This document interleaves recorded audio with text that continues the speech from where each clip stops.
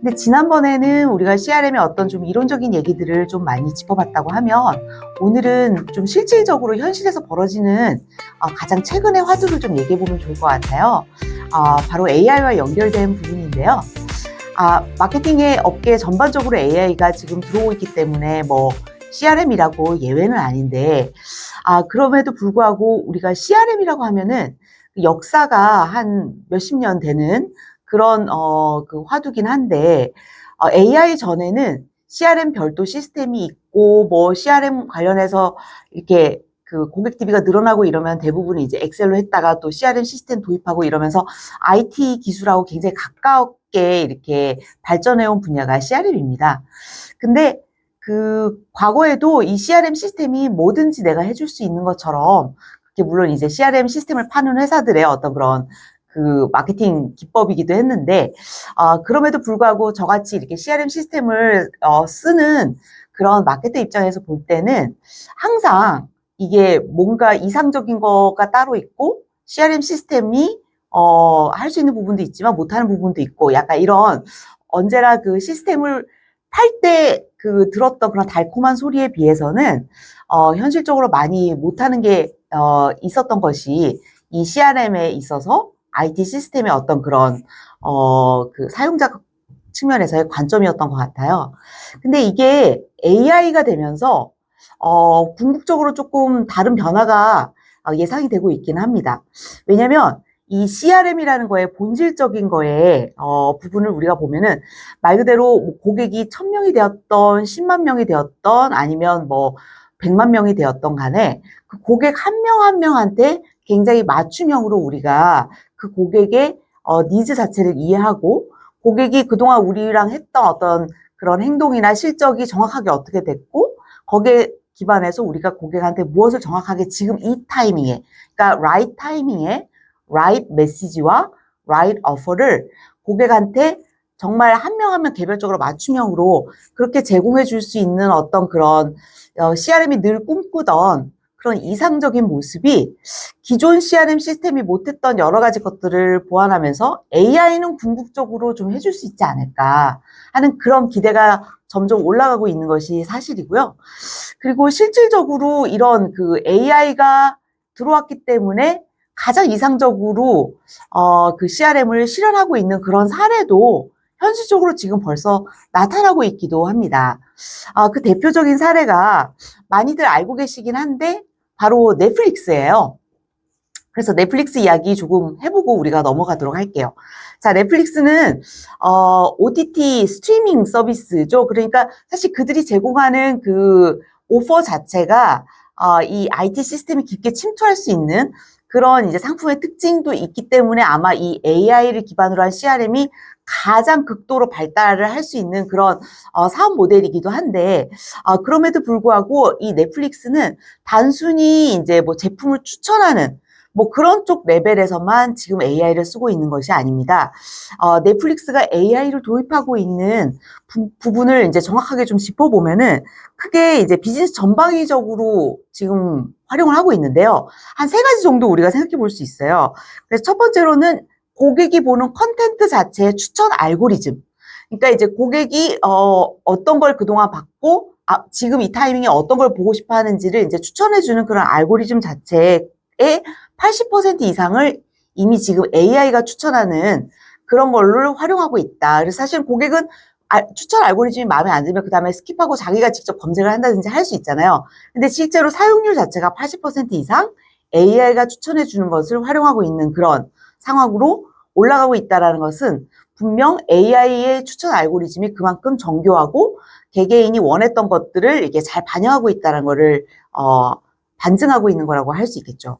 자, 두 번째로는 컨텐츠뿐 아니라 백엔드에서 그 컨텐츠를 스트리밍하는 이 스트리밍 시스템. 그러니까 어떻게 보면은 그 넷플릭스로 보면은 이 컨텐츠를 돌리는 어떤 그런 그 백엔드에 돌아가는 운영 시스템이죠. 그 시스템도 AI를 활용을 하고 있어서 AI가 이게 굉장히 촘촘하게 그래서 고객이 다양한 그 수백만 명, 수천만 명의 이 고객들이 어떤 타이밍에 어떤 컨텐츠를 보는지를 정확하게 미리 계산하고 알고리즘화해서 이 컨텐츠의 스트리밍에 어떤 그런 버퍼링 자체를 최소화하는 그런 쪽으로도 백엔드에서 활용을 하고 있습니다.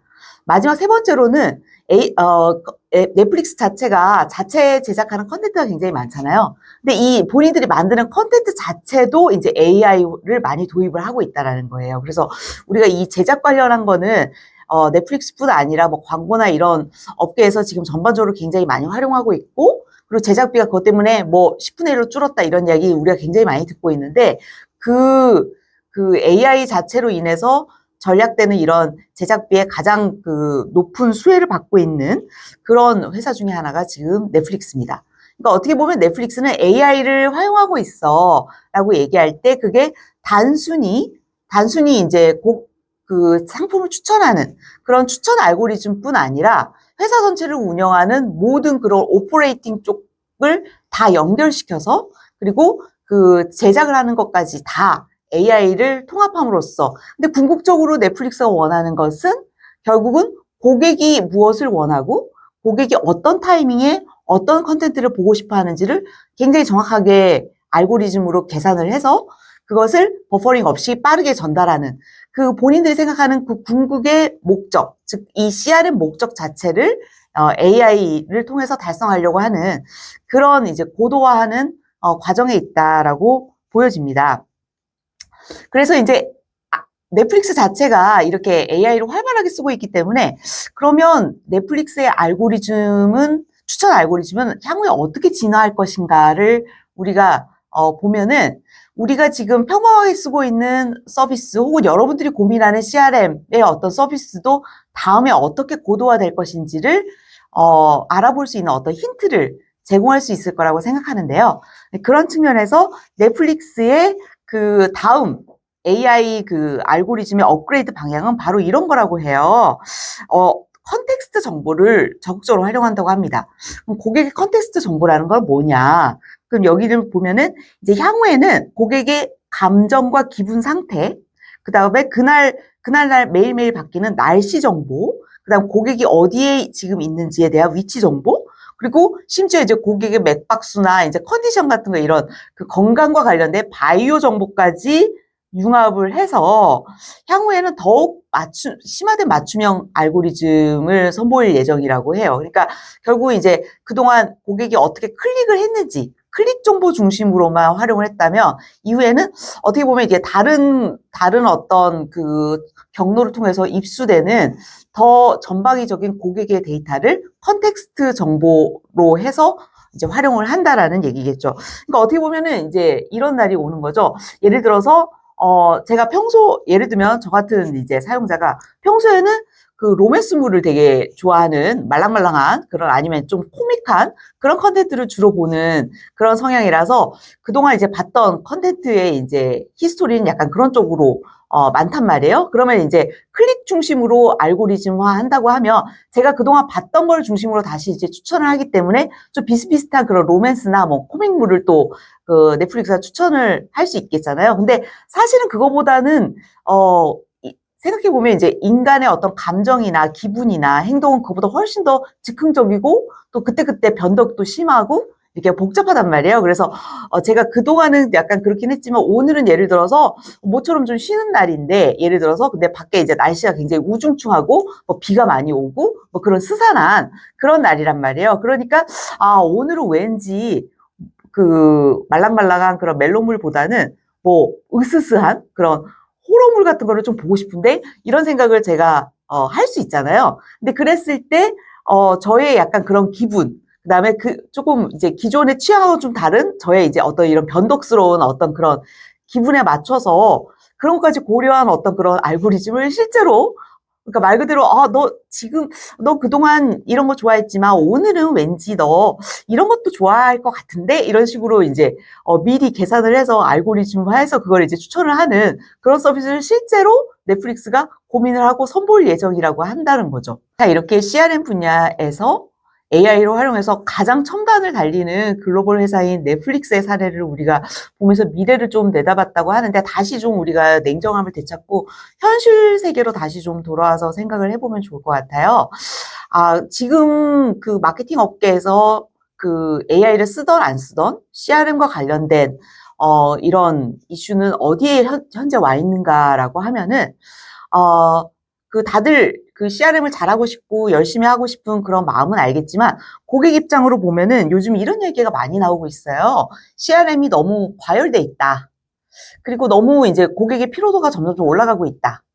그래서 이게 이제 그 서비스를 제공하는 이런 마케터 관점에서 볼 때는 워낙에 경쟁도 치열해지고 그리고 단기적인 어떤 그런 실적 목표를 중심으로 CRM을 활용하려고 하는 그런 압박이 크기 때문에 그리고 그러다 보니까 말로는 우리가 개인화를 한다고는 하지만 결국은 이게 뭐 한 명 한 명을 굉장히 배려하는 그런 개인화라기보다는 어쨌든 결국은 이제 좀 여러 이제 공통적인 행동 패턴을 보이는 그런 고객들을 묶어가지고 집단화해서 결국 그거를 개인화란 명목으로 그 메시지를 보내는, 그러니까 개인화를 가장한 그런 어떤 그런 집단적 커뮤니케이션 형태를 보이고 있기도 하고요. 근데 그런 메시지를 받으면 고객 입장에서 볼 때도 이제 굉장히 스마트하고 눈치가 빠르시기 때문에 이거 분명히 나만을 생각해가지고 보낸 메시지는 아닌 것 같다. 그러니까 서로 약간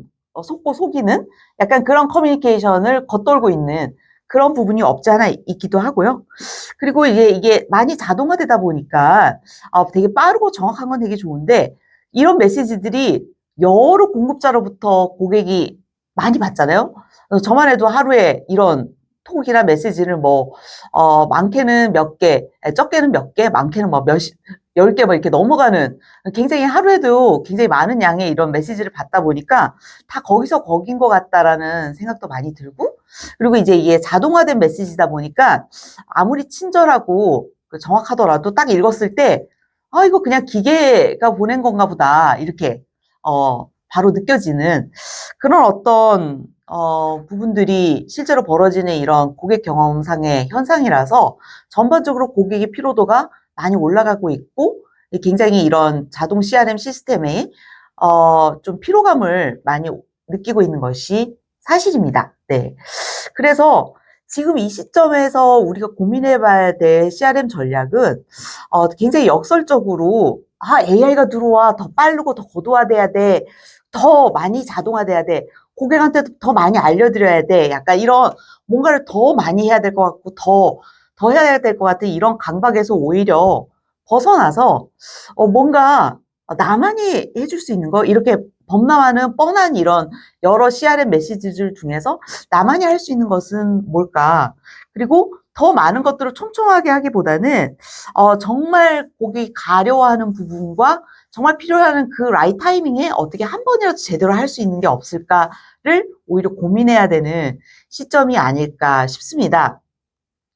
그리고 특히 요즘 이야기가 많이 나오고 있는 것들이 고객이 편안하게 가만히 앉아서 아무것도 하기 싫어하는 그런 존재로 보는 것이 아니라 오히려 고객이 우리를 너무 좋아하고 관심 있어 하기 때문에 고객이 적극적으로 더 많은 것들을 해주고 싶어 한다라는 그런 관점으로 고객한테 접근을 해서 고객의 더 그 자발적이고 적극적인 참여를 이끌어내는 그래서 마케팅 기획 단계에서 예를 들면 마케터가 고민하는 그런 이슈도 우리가 고객을 미리 알아서 헤아려서 이렇게 짜잔 하고 다 해결을 했어요 라고 해서 나중에 정답만 보여주는 것이 아니라 미리 기획하는 단계에서 우리가 이런 고민들이 있는데 솔직하게 고객님께 이걸 좀 털어놓고 같이 이 고민을 좀 해결하는 그런 것들을 좀 해보고 싶습니다 라고 해서 고객한테 솔직하게 자기의 부족한 부분과 고민을 털어놓고 열린 마음으로 이렇게 소통을 하는 그런 어떤 고객 참여형 이런 CRM 소통이 훨씬 더 좀 돋보이고 먹히는 그런 시대가 되고 있기도 합니다. 그래서 어떻게 적극적으로 고객의 참여를 더 깊게 끌어낼 수 있는가? 그것이 오히려 더 자주, 더 잘게, 더 많이 고객한테 이제 정보를 주고 좀 고객을 가만히 놔두지 않고 귀찮게 하는 그런 CRM 접근법보다 더 유용할 수 있다라는 그런 말씀을 좀 드리고 싶고요. 그리고 이제 많은 사람들이 이야기하는 개인화가 결국 가는 길이야. 초개인화가 필요해. 개인화를 우리도 하고 있어라고 하는 이 개인화에 대한 어떤 그런 허울뿐인 개인화를 내가 진짜 하고 있는지, 아니면 진정으로 고객 한 명이라도 내가 제대로 이해해서 그 사람한테만 이야기할 수 있는 걸 내가 진짜 하고 있는지에 대한 어떤 이 개인화 자체에 대해서 우리가 조금 더 고민을 해볼 필요가 있는 시점이 됐다라는 점을 또 말씀드리고 싶어요. 그래서 개인화 그러면 밑에 있는 메시지는 다 동일하게 보낼 거면서 위에 있는 이름만 이제 다 땡땡땡 고객님. 그러면 이제 저한테 보내면 권호정 고객님 이런 식으로 오잖아요. 근데 이제 받아보면 다 권호정 고객님이라고 시작을 해요, 주어는. 근데 밑에 있는 내용들을 읽어보면 정말 나를 진짜 이해해서 나한테만 보냈구나 이런 느낌은 전혀 안 드는 그런 메시지들, 자동화된 그런 메시지들이 갖고 있는 어떤 그런 부분이 실제로 고객도 충분히 느끼고 있다.